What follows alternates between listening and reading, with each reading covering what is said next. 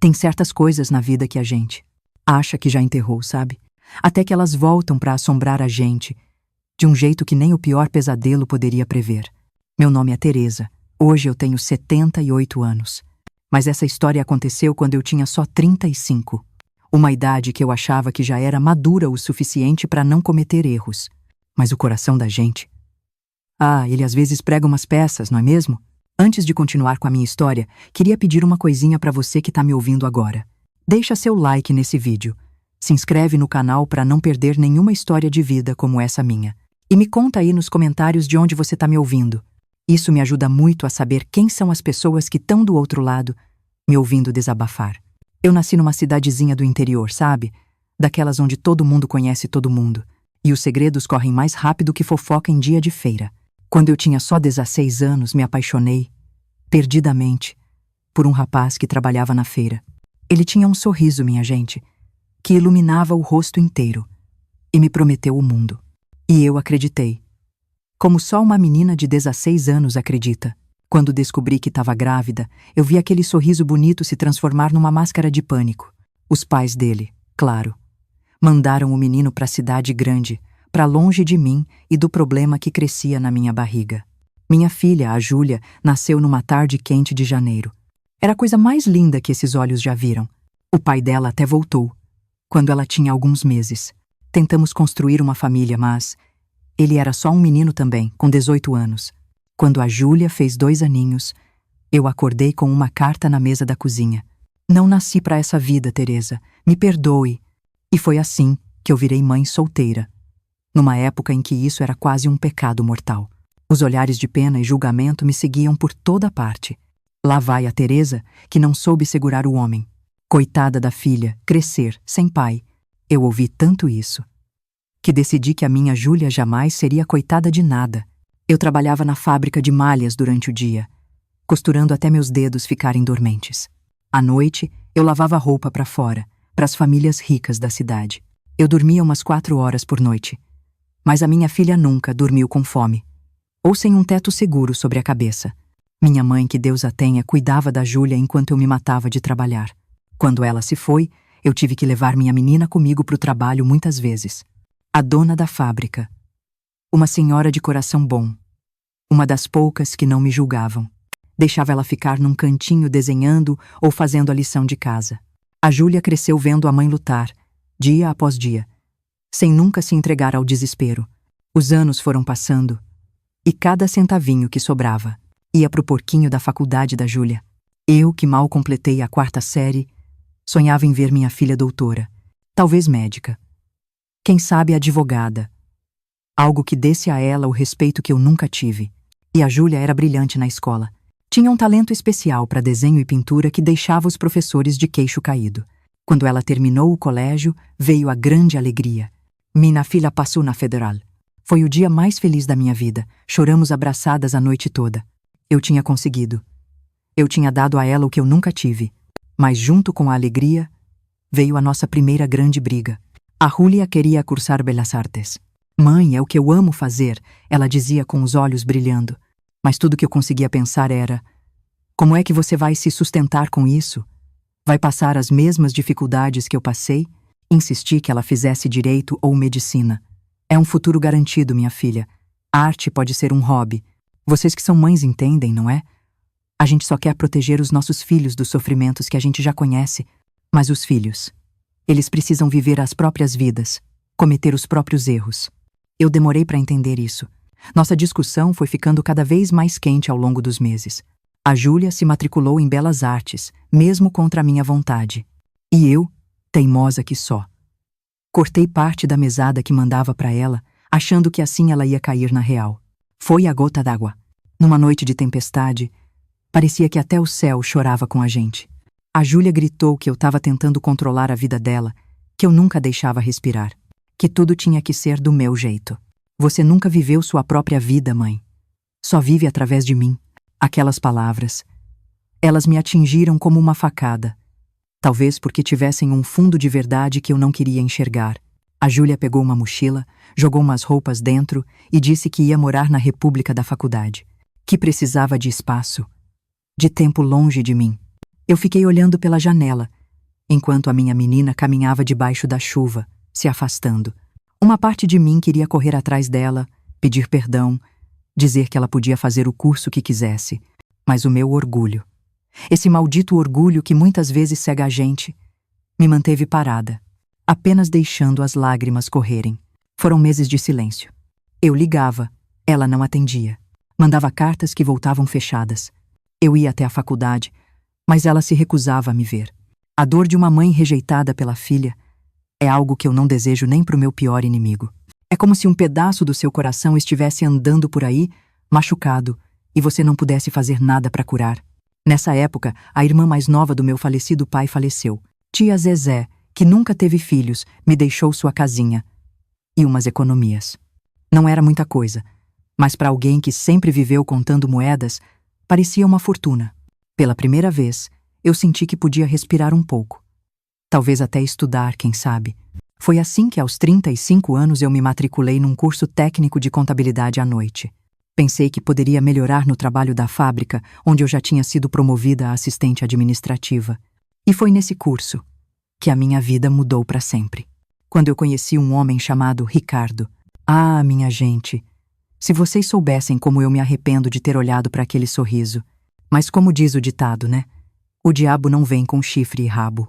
Ele vem bem vestido, cheiroso e com um sorriso que parece sincero. O Ricardo tinha 40 anos. Era professor de economia na Federal, a mesma onde minha filha estudava, embora eu não soubesse disso na época. Ele dava umas aulas no meu curso como um bico. Era alto, com os cabelos grisalhos nas têmporas e uns olhos verdes, penetrantes. Ele tinha um jeito de olhar que fazia você se sentir a única pessoa no mundo. Na primeira aula, ele perguntou por que cada um de nós estava ali. Quando chegou a minha vez, eu contei um pouco da minha história, como tinha criado minha filha sozinha, como queria melhorar de vida. Ele pareceu genuinamente impressionado. Teresa, sua determinação é admirável, ele disse na frente de todo mundo. Eu senti meu rosto queimar de vergonha, mas também de um orgulho que há muito tempo eu não sentia. Depois das aulas, ele começou a me oferecer carona. Moramos relativamente perto, ele dizia. No começo eu recusei. O que o pessoal ia pensar? Uma mulher de respeito não anda no carro de um homem sozinha, ainda mais à noite. Eram outros tempos, vocês entendem. Mas ele insistiu tanto, de um jeito tão respeitoso, que eu acabei aceitando. Durante essas caronas, a gente conversava sobre tudo. Ele me falava de livros que eu nunca tinha lido, de lugares que eu nunca visitei. Eu contava sobre minha infância simples, sobre os sacrifícios para criar a Júlia. Ele parecia beber cada palavra minha, como se fosse a história mais fascinante do mundo. Uma noite, chovia muito, e ele sugeriu pararmos para tomar um cafezinho antes de me deixar em casa. Só para esperar a chuva passar, ele garantiu. Foi nosso primeiro encontro fora do ambiente do curso. Eu me lembro de como minhas mãos tremiam ao segurar a xícara. Há quanto tempo um homem não me olhava daquele jeito? Na verdade, algum homem já tinha me olhado assim antes? O Ricardo era culto, gentil, atencioso. Fazia perguntas sobre mim, sobre os meus sonhos, coisas que há anos ninguém perguntava. Quando eu mencionei a briga com a minha filha, ele ouviu com atenção e disse algo que ficou gravado em mim. Às vezes, os filhos precisam se afastar para descobrir quem são, sem a sombra dos pais. Não é sobre você, Teresa. É sobre ela encontrar o próprio caminho. Aquelas palavras foram um bálsamo para o meu coração ferido. Pela primeira vez, eu senti que alguém realmente me entendia. Mal sabia eu que aquelas mesmas palavras eram parte de uma teia, cuidadosamente tecida para me capturar. As caronas viraram jantares. Os jantares, passeios de domingo. E antes que eu percebesse, eu estava completamente apaixonada pelo Ricardo. Uma mulher, de 35 anos, que achava que o amor já não era para ela. De repente se sentia como uma adolescente de novo. Ele me fazia rir, me fazia sentir bonita, desejada.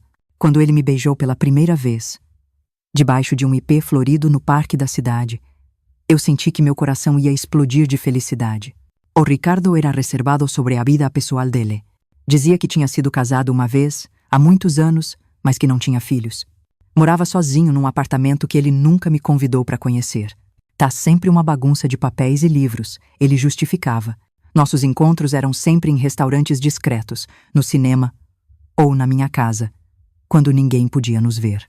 Parte de mim se incomodava com esse segredo todo, mas ele explicava que, como professor, precisava manter uma imagem profissional e que relacionamentos com alunas, mesmo que de outros cursos, poderiam ser mal interpretados. E eu aceitei, porque eu queria acreditar. Porque depois de tantos anos de solidão, aquele carinho parecia um milagre que eu não queria questionar. Foram 3 meses de pura felicidade. 3 meses em que, pela primeira vez na vida, eu permiti que alguém cuidasse de mim, em vez de ser sempre eu a cuidar dos outros. 3 meses em que eu finalmente me senti uma mulher completa. Não apenas uma mãe ou uma trabalhadora. Eu não fazia ideia de que, enquanto eu vivia esse sonho, um pesadelo estava sendo construído em paralelo. Eu não imaginava que o homem que me fazia sentir tão especial estava ao mesmo tempo tecendo a mesmíssima teia para capturar a minha única filha. E o pior, ele sabia exatamente quem nós éramos. Enquanto nós, mãe e filha, estávamos completamente no escuro. Como eu podia imaginar que o destino seria tão cruel, a ponto de colocar o mesmo homem no caminho das 2 mulheres que mais se amavam no mundo? E que, por uma briga boba, estavam temporariamente afastadas?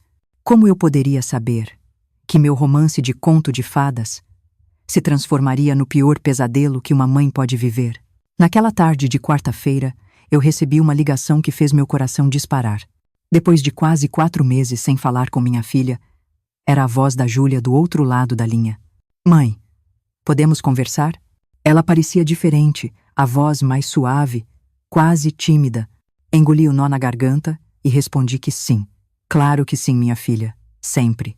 Marcamos de nos encontrar num restaurante no centro da cidade no domingo seguinte. Um lugar neutro, como ela fez questão de dizer. Durante os dias que se seguiram, eu mal consegui dormir. Ensaiei 1000 vezes o que eu diria, como pediria perdão por ter sido tão inflexível, como diria que ela estava certa. A vida era dela para viver, não minha para controlar. Até pensei em contar sobre o Ricardo, esse homem maravilhoso que tinha entrado na minha vida.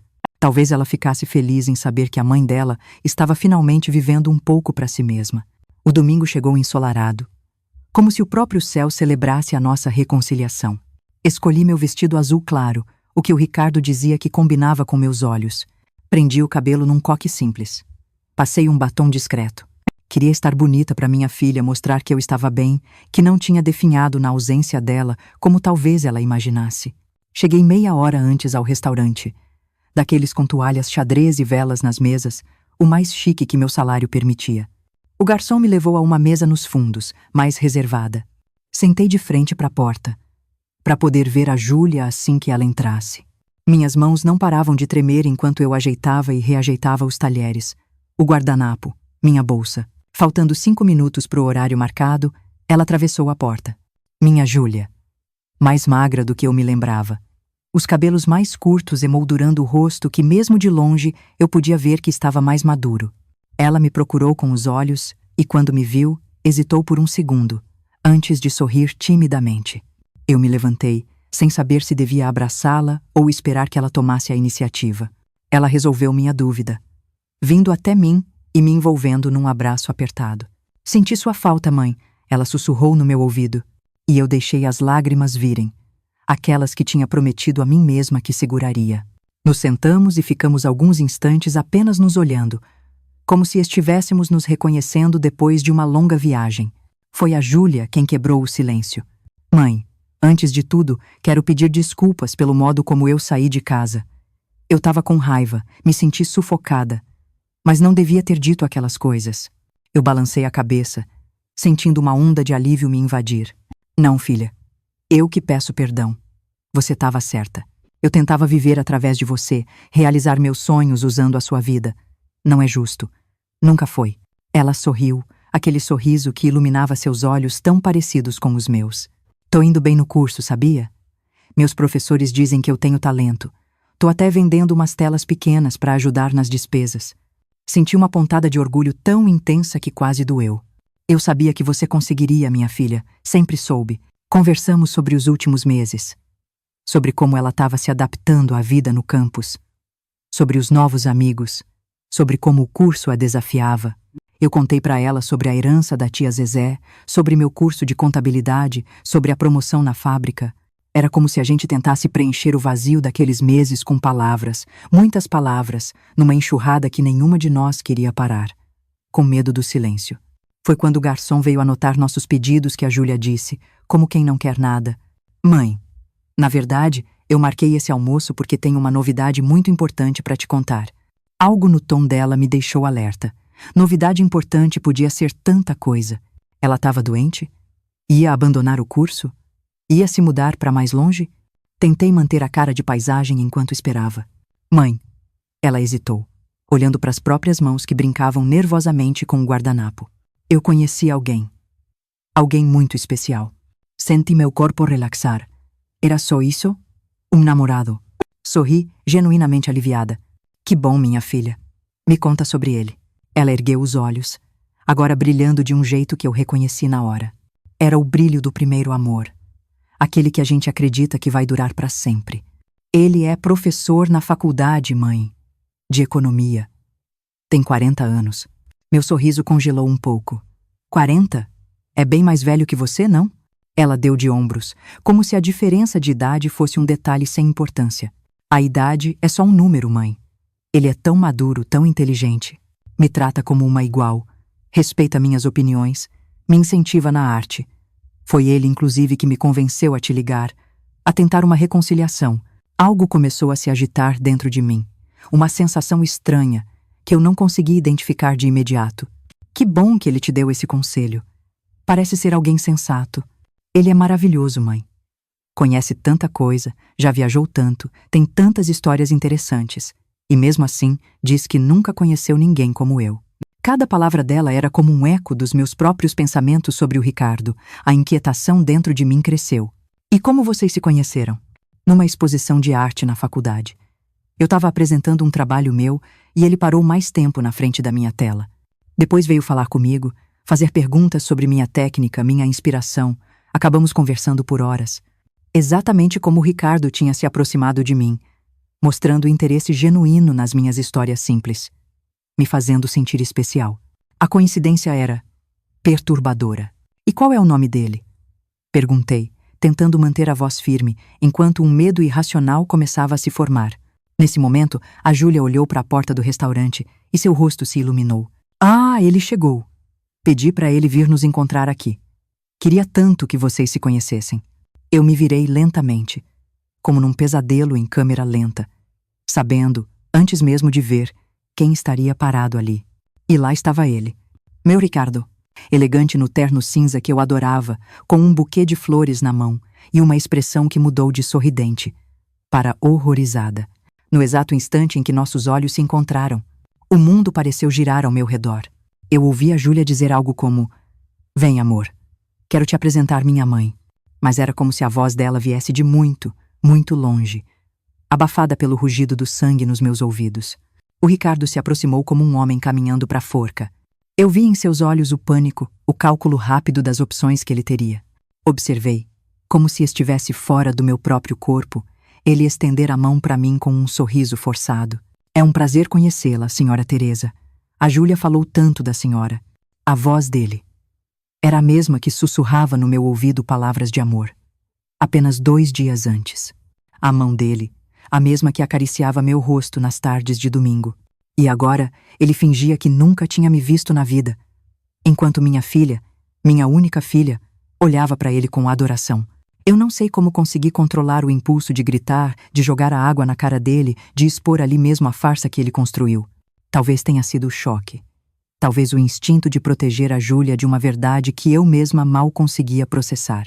De alguma forma, eu apertei a mão dele e murmurei algo ininteligível. A Júlia, coitada, não notou nada de estranho, tão envolvida estava em sua felicidade. "Mãe, esse é o Ricardo. Ricardo, essa é a minha mãe, Teresa." Ele se sentou ao lado dela, de frente para mim, forçando um sorriso enquanto me lançava olhares suplicantes. Colocou o buquê sobre a mesa. Rosas vermelhas, as mesmas que ele me trazia, e passou o braço pelos ombros da minha filha num gesto possessivo. O que se seguiu foi a refeição mais surreal da minha vida. A Júlia, animada, contando como eles se conheceram, completamente alheia ao clima de tensão que pairava entre nós dois. O Ricardo respondendo com monossílabos, evitando meu olhar o quanto podia. E eu, tentando respirar, tentando não desmoronar ali mesmo, tentando entender como minha vida tinha virado de cabeça para baixo em questão de minutos. Em determinado momento, a Júlia foi ao banheiro, nos deixando sozinhos. Assim que ela saiu do alcance da voz, eu me inclinei sobre a mesa e sussurrei com toda a raiva contida. Você sabia, não é? Sabia o tempo todo. Ele baixou os olhos, incapaz de me encarar. Teresa, eu posso explicar. Explicar o quê? Como você seduziu mãe e filha ao mesmo tempo? Como você fingiu amor para nós duas? Não foi assim, ele tentou argumentar, ainda em voz baixa. Eu conheci a Júlia primeiro, na exposição. Ela mencionou o nome da mãe algumas vezes, mas eu nunca fiz a conexão. Quando eu te conheci no curso e você disse seu nome, falou da sua filha única na faculdade de artes. Só então eu percebi. E mesmo assim continuo com as duas? Que tipo de monstro faz isso? Ele engoliu em seco, olhando nervosamente para a direção do banheiro. Eu me apaixonei por você, Teresa. De verdade. Mas eu já estava envolvido com a Júlia e não sabia como sair dessa situação sem magoar ninguém. Eu ri. Um riso amargo que doeu na garganta. Então decidiu continuar até quando? Até se casar com a minha filha, enquanto mantinha um caso comigo? Qual era o plano, Ricardo? Ele não respondeu. E o silêncio dele foi mais revelador que qualquer palavra. Eu vi nos olhos dele algo que não tinha notado antes. O cálculo frio, a manipulação. Naquele instante, a ficha caiu. A insistência dele em saber detalhes da herança que eu recebi, as perguntas sobre meus planos para o futuro, sobre como eu pretendia investir o dinheiro. Foi por isso que você se aproximou de mim depois que descobriu quem eu era, não foi? Pela herança. E agora está com a Júlia, porque percebeu que através dela poderia conseguir o mesmo. Um lampejo de culpa em seus olhos confirmou minha suspeita. Sente noio. Não apenas dele, mas de mim mesma, por ter sido tão ingênua. Quando a Júlia voltar, ele disse, numa súplica disfarçada, podemos fingir que não nos conhecemos? Por favor, Teresa, isso vai destruí-la. Antes que eu pudesse responder, a Júlia voltou, radiante como só alguém profundamente apaixonado consegue ser. Sentou-se e, para meu horror absoluto, esticou a mão esquerda sobre a mesa, exibindo um pequeno anel de noivado. Mamãe, na verdade, não viemos só para te contar sobre nosso namoro. O Ricardo me pediu em casamento ontem à noite. Não é maravilhoso? O mundo pareceu desacelerar. Eu vi o sorriso triunfante e mal disfarçado do Ricardo. O brilho nos olhos da minha filha. A pequena pedra no anel que, certamente, custara uma fração do que ele gastava comigo em jantares. E eu entendi, com uma clareza que cortou como uma faca, que ele nunca teve a intenção de escolher entre nós duas. O plano dele era mais elaborado, mais cruel. Ao pedir a Júlia em casamento, ele se assegurava de que mesmo que eu descobrisse tudo e o confrontasse, eu hesitaria em destruir a felicidade da minha filha. Ele estava usando o meu amor de mãe contra mim mesma, apostando que eu sacrificaria a minha verdade para poupar-la da dor. Não vão dizer nada?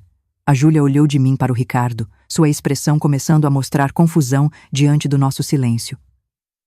Achei que ficariam felizes. Ricardo se apressou em pegar a mão dela. Claro que estamos, meu amor. Sua mãe deve estar apenas surpresa com a rapidez dos acontecimentos. Não é, Teresa? Ele me olhou. Um aviso silencioso nos olhos.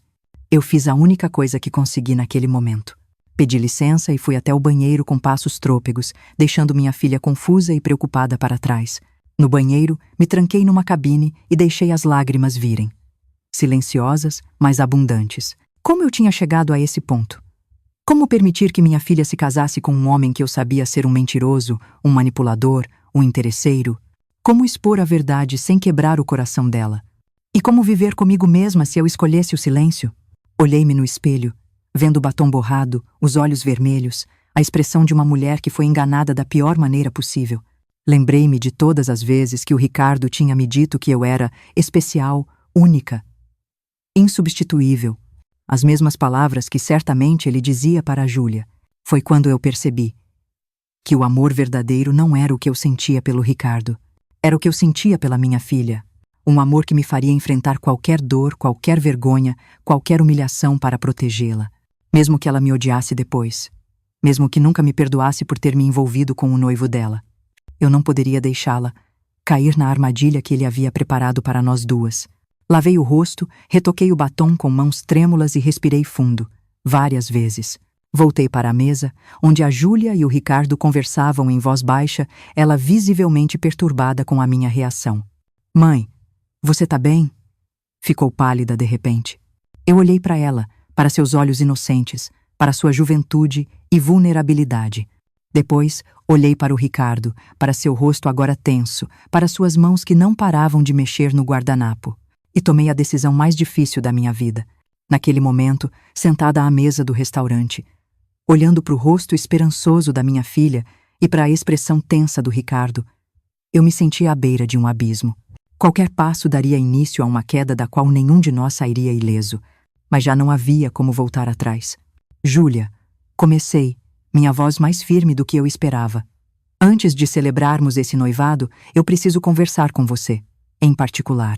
Eu vi o pânico nos olhos do Ricardo, que imediatamente tentou intervir. Talvez não seja o momento, Teresa. Vocês acabaram de se reconciliar e... É, exatamente por isso. Interrompi, sem desviar os olhos da minha filha. Começamos essa reconciliação com verdade, e é com verdade que precisamos continuar. A Júlia olhou, confusa, de um para o outro. Sua expressão de alegria lentamente se transformando em preocupação. O que está acontecendo? Vocês estão agindo de um jeito tão estranho.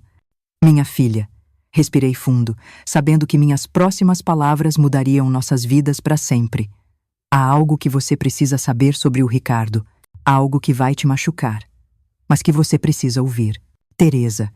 A voz do Ricardo tinha uma nota de desespero. Pense bem no que você vai fazer. Júlia franziu a testa, agora claramente alarmada. Mãe, você conhece o Ricardo de algum lugar? Do que vocês estão falando? Era deixa que eu precisava. Sim, filha. Eu conheço o Ricardo. Conheço muito bem. O silêncio que se seguiu parecia pesar toneladas. Ricardo baixou os olhos, incapaz de sustentar o olhar questionador da Júlia, que se voltou para mim em busca de respostas. Como assim, mãe? De onde vocês se conhecem? Engoli em seco, cada palavra rasgando minha garganta como cacos de vidro. Do curso de contabilidade que eu te contei. O Ricardo é meu professor lá, mas não é só isso. Teresa, por favor. Ricardo tentou mais uma vez, seu tom quase suplicante. Eu o ignorei completamente. Júlia. Nos últimos 3 meses, o Ricardo e eu, nós estávamos juntos. Romanticamente envolvidos. Eu vi o choque se espalhar pelo rosto da minha filha, como uma onda devastadora. Seus olhos se arregalaram, a cor sumiu de suas bochechas. Sua boca se abriu num espanto mudo. Ela olhou para o Ricardo, buscando uma negação, uma explicação, qualquer coisa que desmentisse o que acabara de ouvir. Mas ele não conseguiu sustentar o olhar dela. E o silêncio dele foi a confirmação mais dolorosa. Não, a voz da Júlia era um sussurro quebrado. Isso não pode ser verdade. É verdade, minha filha. Eu não sabia que ele era o mesmo homem de quem você falava. E ele... Virei-me para o Ricardo, que finalmente ergueu os olhos. Derrotado, ele sabia exatamente quem nós éramos desde o início. Não foi coincidência, Júlia. Ele nos manipulou. A nós duas. Isso é mentira. Ricardo finalmente encontrou sua voz, percebendo que não tinha mais nada a perder. Júlia, sua mãe está inventando isso porque não aprova nosso relacionamento. Porque tem ciúmes da sua felicidade. Senti meu sangue ferver com essa acusação, mas antes que eu pudesse retrucar, a Júlia fez algo que me surpreendeu. Com uma calma que não combinava com a situação, ela pegou a bolsa, abriu e tirou de lá o celular. Com os dedos tremendo levemente, ela desbloqueou a tela e abriu o aplicativo de mensagens. Se o que a minha mãe está dizendo é mentira, ela disse, com a voz estranhamente controlada. Então você não vai se importar que eu veja suas mensagens, não é? Eu vi o rosto do Ricardo empalidecer ainda mais. Ele engoliu em seco, sem conseguir responder.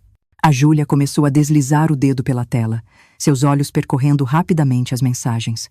A cada segundo, sua expressão ficava mais devastada, mais incrédula. Até que ela parou numa conversa específica. Seus olhos se fixaram ali por um tempo que pareceu uma eternidade. Então, ela virou o celular, de modo que nós pudéssemos ver a tela. Era uma conversa com um contato salvo simplesmente como T, minha inicial. As mensagens eram explícitas, românticas, inconfundíveis. Mensagens de um homem apaixonado para sua amante. Mensagens que ele havia me enviado apenas 2 dias antes.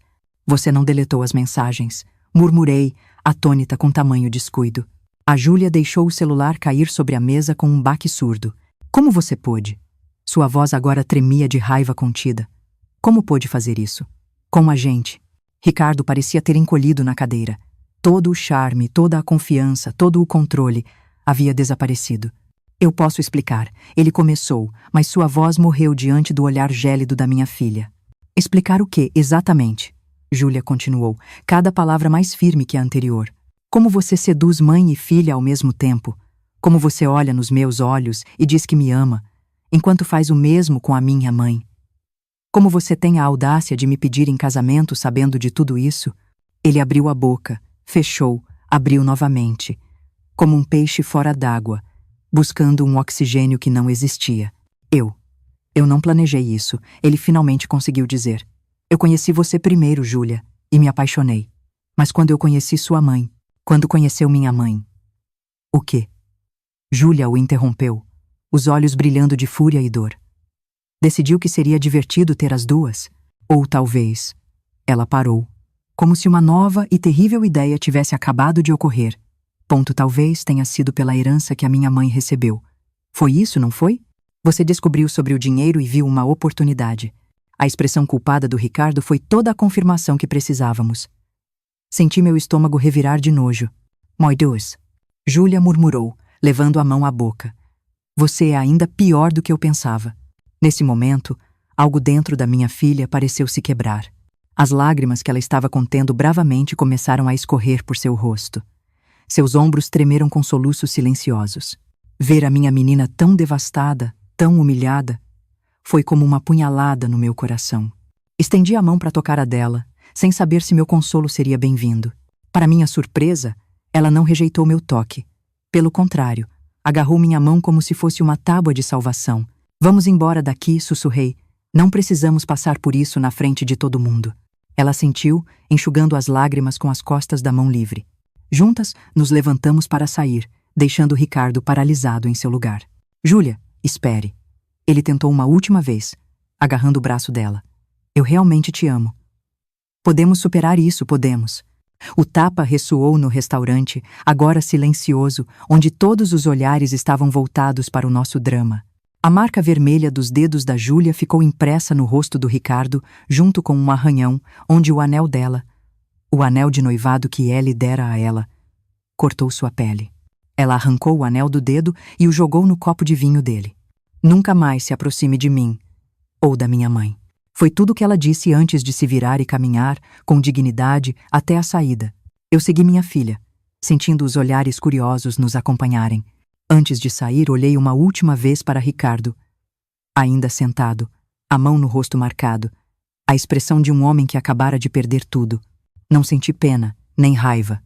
Apenas um profundo cansaço e a certeza de que, por mais doloroso que fosse, tínhamos escapado a tempo de um destino muito pior. Do lado de fora, a Júlia desabou. Ali, na calçada do restaurante, ela se dobrou sobre si mesma, como se tivesse levado um soco no estômago, soluçando abertamente agora. Eu a abracei com força, absorvendo seus tremores, suas lágrimas molhando meu ombro. Como a gente pôde ser tão cega, mãe? Ela perguntou entre soluços. Como não percebemos?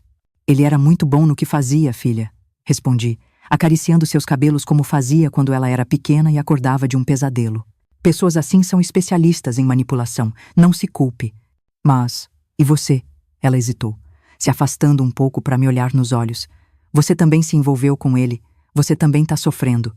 Foi a minha vez de deixar as lágrimas caírem livremente. Sim, filha. Estou sofrendo. Não tanto pelo que perdi, mas por ter contribuído para sua dor. Nunca vou me perdoar por isso. Não, mãe. Ela segurou meu rosto entre suas mãos jovens e firmes. Você não tem culpa. Você não sabia. E no momento em que descobriu, você não hesitou em me contar a verdade, mesmo sabendo que poderia me perder por isso. Eu a abracei novamente, ambas chorando agora, ali na calçada, sob o sol da tarde, indiferentes aos olhares dos passantes. Naquele abraço havia perdão, havia compreensão, havia o início da cura de uma ferida que, embora profunda, não havia conseguido romper o laço mais forte que existia entre nós. O amor de mãe e filha. Caminhamos até um parque próximo, ainda de mãos dadas, e nos sentamos num banco sob a sombra de uma árvore frondosa. Por um longo tempo, ficamos em silêncio. Cada uma absorvendo o impacto do que havia acontecido, reorganizando pensamentos, processando emoções. Como você descobriu? Júlia finalmente perguntou, a voz rouca de tanto chorar. Quero dizer, antes de hoje, você suspeitava de algo? Balancei a cabeça. Não tinha ideia. Quando eu o vi entrando no restaurante, foi como se o mundo tivesse parado. Nunca imaginei que pudesse ser o mesmo homem. Ela assentiu lentamente. Ele sabia, não é? O tempo todo ele sabia quem nós éramos. Sim, filha. Acho que ele descobriu logo que começou a te conhecer, quando você falou sobre mim. E depois, quando nos encontramos no curso, deixei a frase no ar, incapaz de completar o raciocínio tão repugnante. Ele viu uma oportunidade. Júlia completou por mim, a compreensão se espalhando por seu rosto, ainda marcado pelas lágrimas. Usou nossa briga contra nós mesmas. Aproveitou que não estávamos nos falando, para nos ter, as duas. E quando soube da herança? Isso deve ter sido apenas um bônus para ele. Acrescentei, sentindo náusea só de pensar na calculada frieza daquele homem. Júlia fechou os olhos, como se tentasse afastar imagens dolorosas. Eu realmente achei que ele me amava, mãe. Acreditei em cada palavra, em cada promessa. Me sinto tão idiota, tão ingênua. Apertei sua mão com força. Não se sinta assim. Eu também acreditei, filha. Também me deixei levar por aquele sorriso, por aquela atenção aparentemente sincera. Nós duas fomos enganadas por um especialista. Ela abriu os olhos, agora secos, mas carregados de uma dor que parecia antiga demais para alguém tão jovem. Sabe o que é pior? Uma parte de mim ainda quer acreditar que havia algo verdadeiro ali, que nem tudo foi mentira. Eu entendo, respondi, sentindo exatamente o mesmo conflito dentro de mim. Mas temos que aceitar que homens como Ricardo são capazes de simular sentimentos com perfeição. É o que os torna tão perigosos. Ficamos novamente em silêncio, observando as crianças brincarem no parque, os casais passeando de mãos dadas. A vida seguindo seu curso normal, enquanto a gente tentava juntar os cacos das nossas. O que a gente faz agora, mãe? Júlia perguntou. Sua voz agora mais calma, quase resignada. Suspirei profundamente. Agora, minha filha. A gente faz a coisa mais difícil e mais necessária. A gente segue em frente, um dia de cada vez, uma hora de cada vez, se preciso for. Vamos chorar quando precisarmos chorar. Vamos nos permitir sentir raiva, sentir dor, e depois vamos reconstruir nossas vidas, mais fortes e mais sábias. Ela apoiou a cabeça no meu ombro, como fazia quando era criança. Pelo menos temos uma a outra agora, não é? Sim, minha filha, respondi, beijando o topo de sua cabeça. Temos uma a outra, e isso ninguém pode tirar de nós. Naquela noite, a Júlia voltou comigo para casa. Pela primeira vez em meses, ela dormiu em seu antigo quarto, que eu havia mantido exatamente como ela deixara. Conversamos até tarde, não mais sobre o Ricardo, mas sobre nós, sobre o tempo perdido, sobre sonhos antigos e novos. Enquanto a observava finalmente adormecer, exausta pelo turbilhão emocional do dia, pensei em como a vida tem caminhos estranhos. Aquela dor terrível, aquela traição, havia nos reunido novamente. Tinha sido necessário quase perdermos tudo para recuperarmos o que realmente importava. Nosso vínculo, nossa confiança mútua, nosso amor incondicional. Nos dias que se seguiram, descobrimos mais coisas sobre o Ricardo. Ele havia sido afastado de outra universidade por comportamento impróprio com alunas. Tinha um histórico de relacionamentos com mulheres vulneráveis, principalmente aquelas com algum tipo de recurso financeiro. Não éramos as primeiras. E, infelizmente, provavelmente não seríamos as últimas a cair em sua teia. A Júlia decidiu fazer uma denúncia formal à universidade, mesmo sabendo que isso significaria expor nossa história dolorosa. Se eu ficar calada, ela me disse com uma determinação que me encheu de orgulho, estarei permitindo que ele faça o mesmo com outras mulheres. Não posso carregar esse peso. Apoiei sua decisão, mesmo temendo o julgamento, os olhares, os comentários maldosos que certamente viriam. Numa cidade pequena como a nossa, fofoca corre mais rápido que o vento. Mas havia algo mais importante em jogo do que nossa reputação. Nossa dignidade, nossa verdade. A universidade agiu com surpreendente rapidez. Ricardo foi afastado enquanto uma investigação interna era conduzida.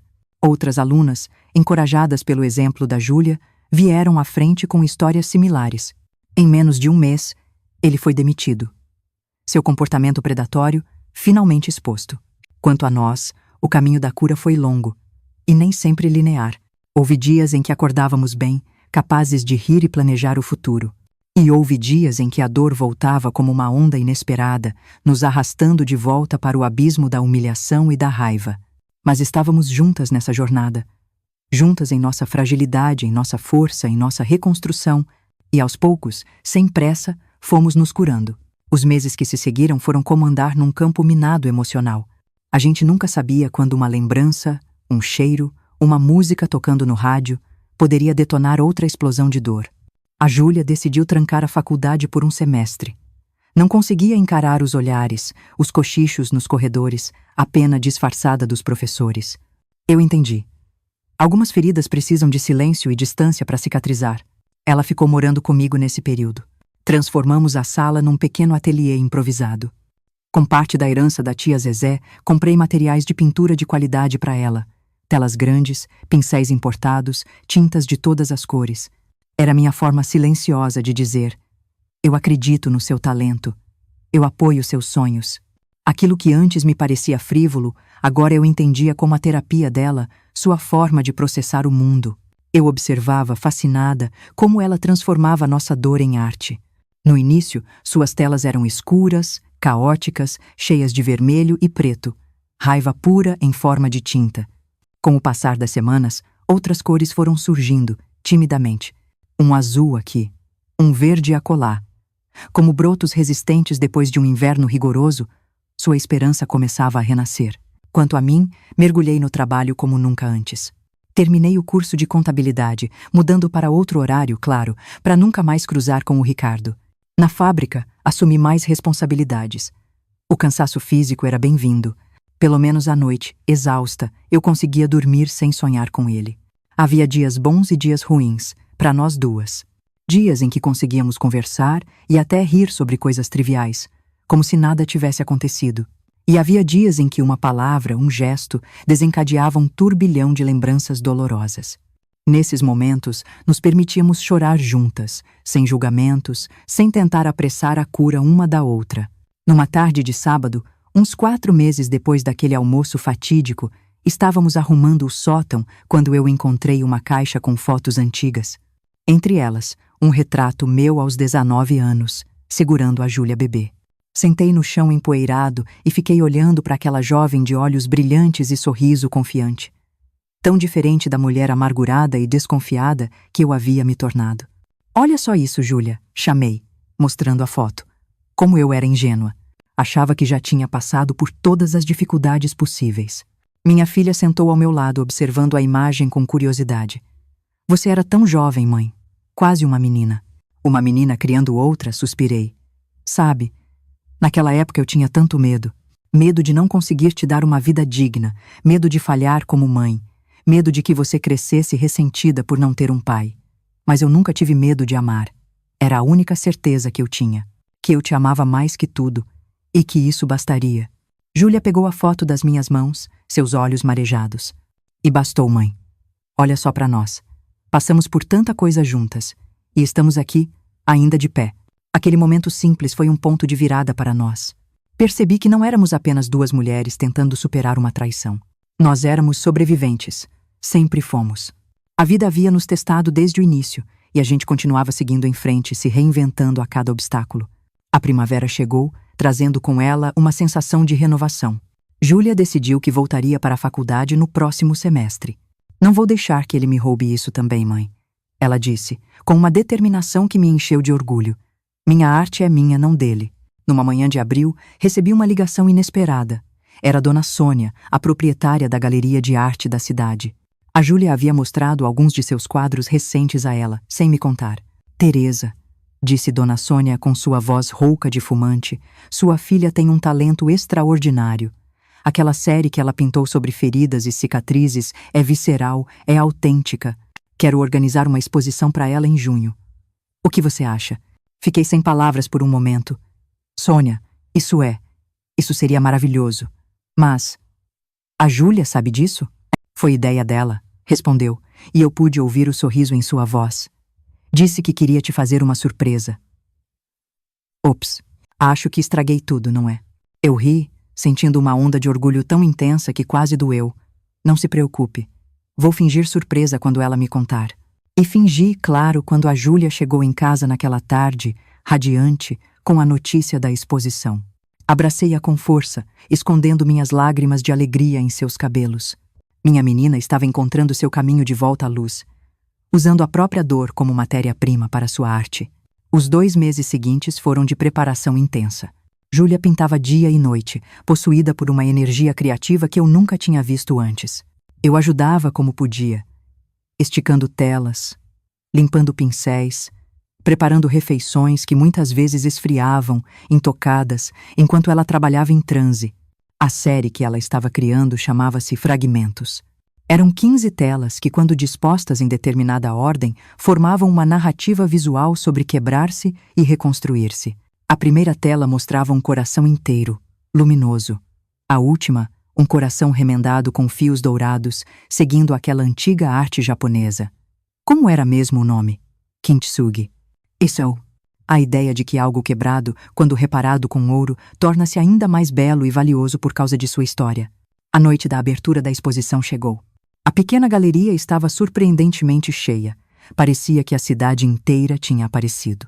Eu observei, com o coração apertado de orgulho, enquanto a Júlia, elegante num vestido azul simples, explicava sua obra para os visitantes. Havia uma serenidade nela, uma maturidade nova que ia além de seus 20 e poucos anos. Em determinado momento, notei que ela conversava com um rapaz alto, de óculos, que parecia genuinamente interessado em suas explicações sobre técnica e processo criativo. Eu os vi rindo juntos e senti uma pontada de apreensão. Seria cedo demais? Ela estaria pronta para confiar em alguém novamente? Como se lesse meus pensamentos, Júlia veio até mim alguns minutos depois. Mãe, quero te apresentar uma pessoa. Este é o Léo. Ele está no último ano de arquitetura. O rapaz estendeu a mão, educadamente. Tinha um aperto firme e olhos gentis por trás dos óculos de aro fino.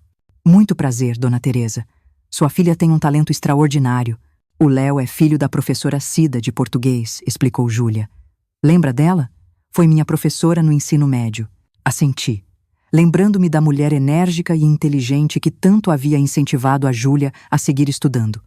Claro que lembro. Como ela está? Aposentada e escrevendo seu primeiro romance, respondeu ele com um sorriso afetuoso.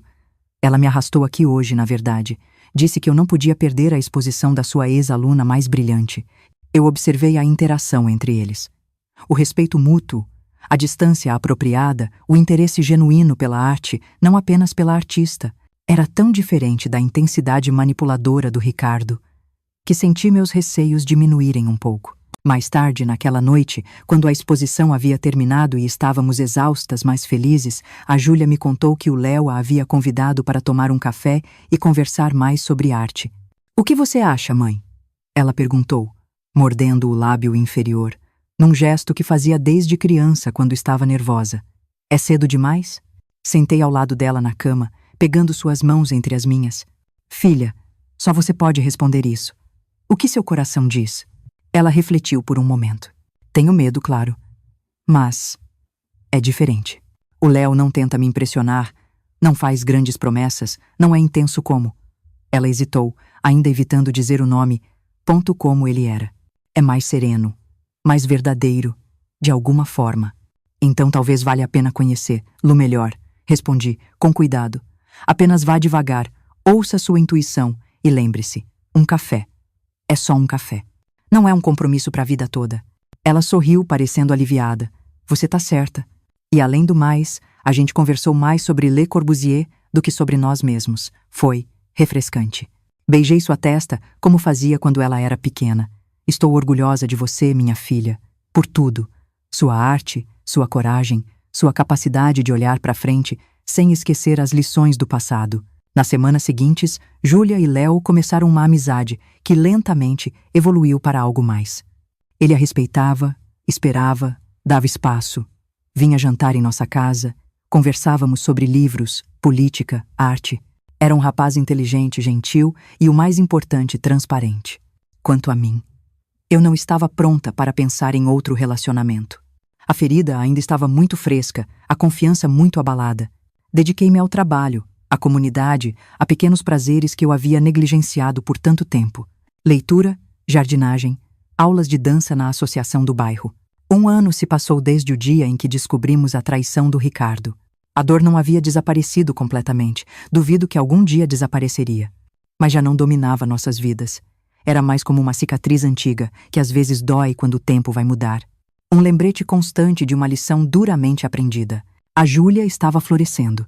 Suas pinturas começaram a ser notadas além da nossa cidade, recebendo convites para expor em galerias da capital. O Léo a apoiava incondicionalmente, sem nunca tentar ofuscar o brilho dela. Vê-los juntos era um bálsamo para o meu coração ferido. Prova viva de que existem homens bons no mundo, capazes de amor genuíno e respeito.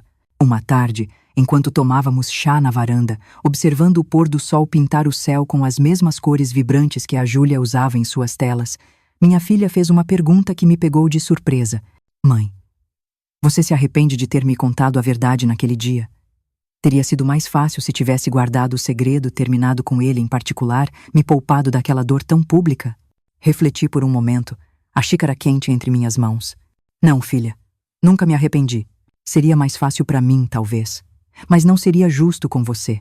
Algumas verdades são dolorosas demais para serem ditas, mas são ainda mais devastadoras quando descobertas tarde demais.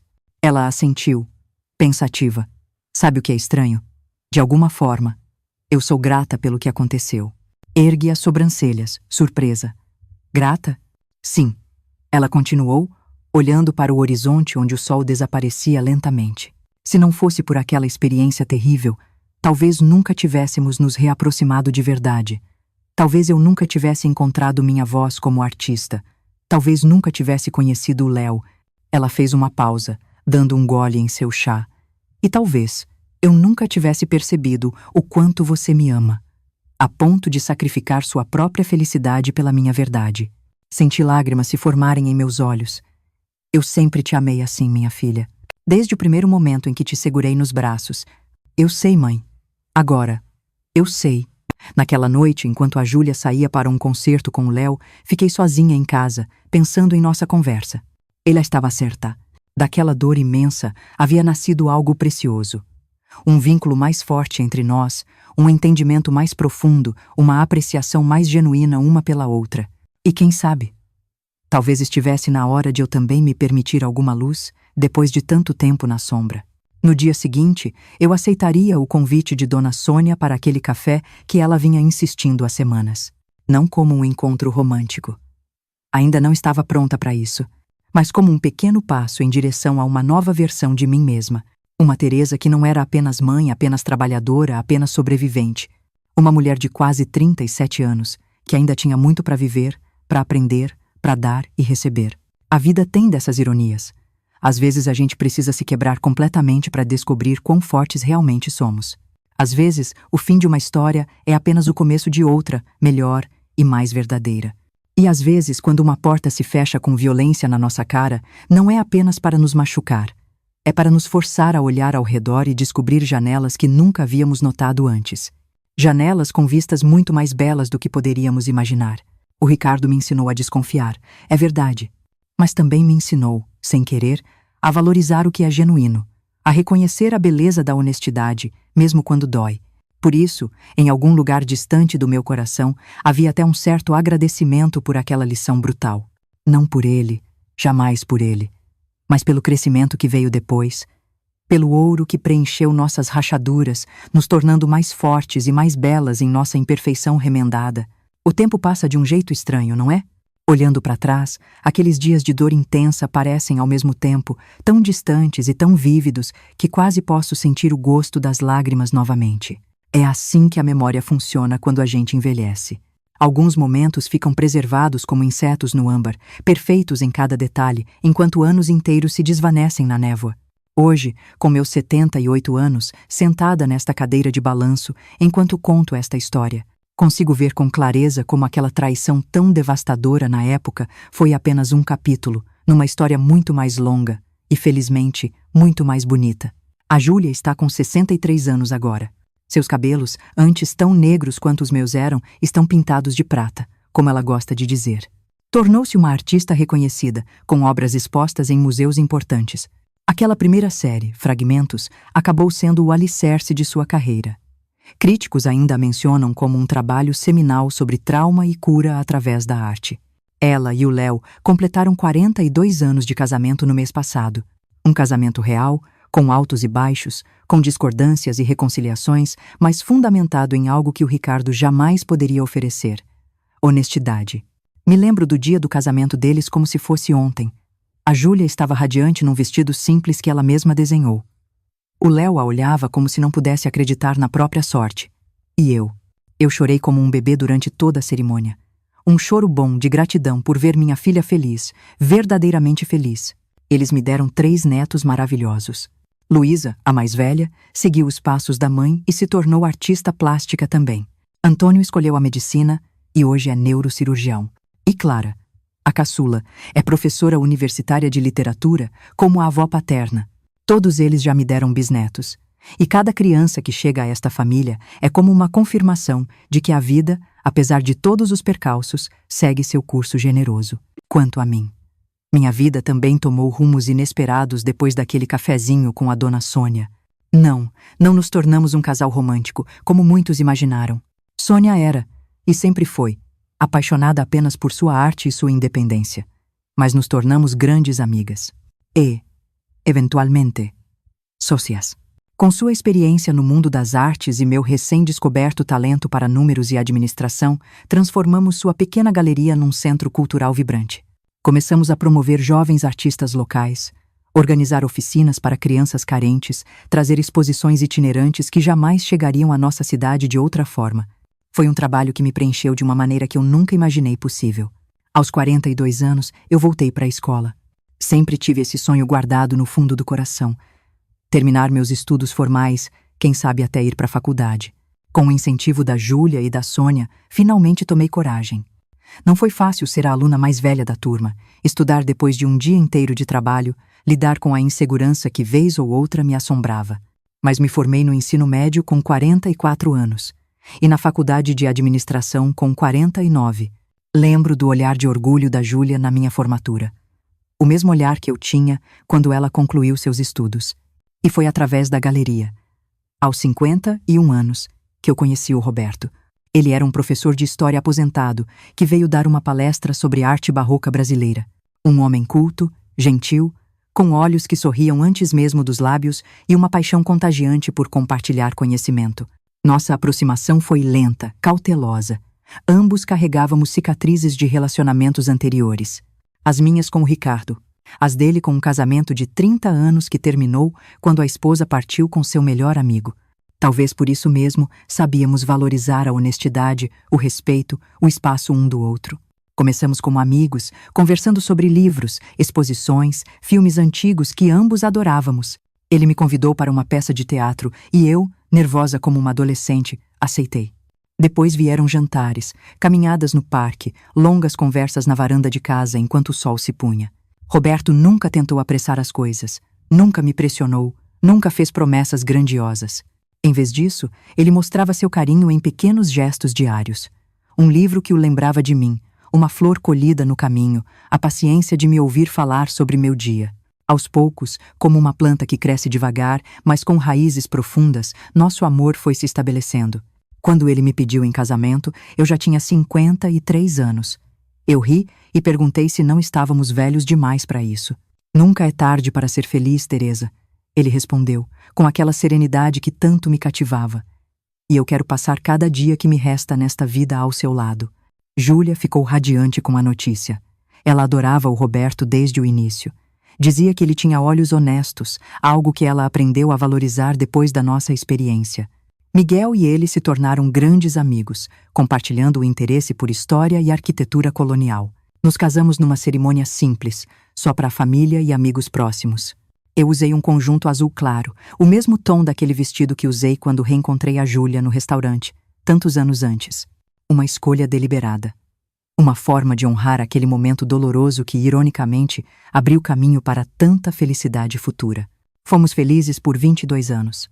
Roberto partiu há 3, vítima de um câncer que o consumiu lentamente, mas com dignidade. Até o fim, ele manteve seu humor gentil, sua curiosidade pelo mundo, seu amor tranquilo por mim. Segurando a mão dele no hospital, eu me lembrei de todas as vezes em que pensei que não merecia ser amada novamente. De todas as muralhas que construí ao redor do meu coração depois do Ricardo. Como eu fui boba. A vida é generosa para quem se mantém aberto a ela, mesmo depois das piores tempestades. Inácio. Quer dizer, Ricardo. Às vezes me pergunto o que aconteceu com ele. Durante anos, evitei qualquer menção ao seu nome, qualquer informação sobre seu paradeiro. Era como se eu tivesse medo de que, só por saber dele, alguma parte daquele veneno pudesse voltar a me contaminar. Foi só muitos anos depois, quando a Júlia já estava casada e eu já havia encontrado minha paz com o Roberto, que soube de seu destino. Ele havia se mudado para outra cidade após o escândalo, continuando seu padrão de seduzir e manipular mulheres vulneráveis. Até que encontrou alguém mais astuto que ele. Um marido que descobriu a traição e o confrontou fisicamente. Ricardo sobreviveu, mas ficou com sequelas permanentes. Terminou seus dias sozinho, amargo, dependente de cuidadores pagos. Quando soube disso, não senti satisfação, nem vingança. Apenas uma profunda tristeza por uma vida tão desperdiçada. Quanta beleza ele poderia ter criado no mundo se tivesse usado seu charme e inteligência para o bem, em vez da manipulação. Quantos amores verdadeiros poderia ter experimentado se tivesse sido capaz de enxergar além de seus próprios interesses mesquinhos? Essa é a diferença entre justiça e vingança, acredito. A justiça traz uma espécie de paz melancólica. A vingança só perpetua o ciclo de dor. Prefiro 1000 vezes a paz que encontrei, mesmo que tenha vindo depois de tanto sofrimento. Olhando para trás, eu vejo claramente como aquele momento terrível no restaurante foi um divisor de águas na minha vida. Se eu não tivesse descoberto a traição naquele dia, se não tivesse encontrado a coragem de expor a verdade, mesmo sabendo que poderia perder minha filha por isso, onde estaríamos agora? Provavelmente presas a um homem que nos sugaria emocionalmente até não restar nada, que eventualmente gastaria toda a pequena herança que eu recebi, que nos separaria uma da outra para melhor nos controlar. Em vez disso, aquela dor compartilhada nos uniu de uma forma que talvez nada mais pudesse. Júlia e eu descobrimos uma nova forma de nos relacionar, não mais como mãe controladora e filha rebelde, mas como duas mulheres que se respeitam, se admiram e se apoiam mutuamente. Lembro de um dia, talvez 1 ano depois do incidente, quando a Júlia veio me visitar no trabalho e me encontrou fazendo as contas da galeria. Ela ficou me observando por um tempo e depois disse algo que eu nunca esqueci. Mãe, você parece tão diferente agora. Mais leve, mais viva. É como se finalmente tivesse permissão para existir fora do papel de mãe. E ela estava certa. Durante tanto tempo, eu defini minha existência apenas em relação a ela. Eu era a mãe da Júlia. Ponto. Todo sacrifício, toda renúncia, toda decisão era baseada nesse único papel. Foi preciso aquela crise para que eu redescobrisse quem era a Teresa, além de mãe.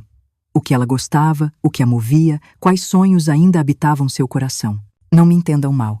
Ser mãe da Júlia foi e sempre será o maior privilégio da minha vida. Mas uma mulher não se resume a um único papel, por mais sagrado que ele seja. Somos seres multifacetados, capazes de crescimento constante, de reinvenção, de surpresas até para nós mesmas. Quando penso em tudo o que vivi depois dos 35 anos, a carreira bem-sucedida na galeria, a volta aos estudos, o amor sereno com o Roberto, as viagens que fizemos juntos, os livros que li, as amizades que cultivei, os netos e bisnetos que vi crescer, fico maravilhada com a abundância que a vida oferece para quem se mantém de coração aberto, mesmo após as piores desilusões. Se eu pudesse voltar no tempo e falar com aquela Teresa devastada no banheiro do restaurante, tremendo de raiva e humilhação, o que eu diria? Talvez algo assim. Coragem, minha querida. Este é o pior dia da sua vida, mas também é o primeiro dia de uma jornada maravilhosa que você ainda não consegue imaginar. A dor que você sente agora vai se transformar em sabedoria. As lágrimas vão irrigar um jardim de possibilidades que ainda nem brotou. E um dia, décadas depois, você vai olhar para trás e entender que algumas quedas são, na verdade, voos disfarçados.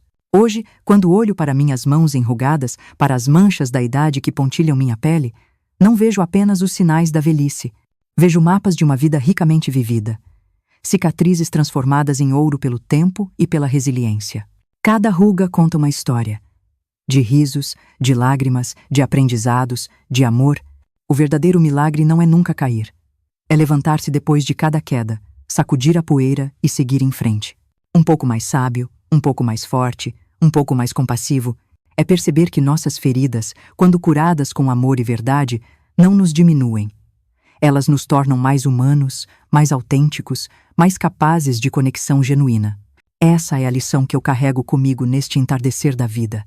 Uma lição que custou caro, é verdade, mas que valeu cada lágrima derramada, cada noite de insônia, cada momento de dúvida.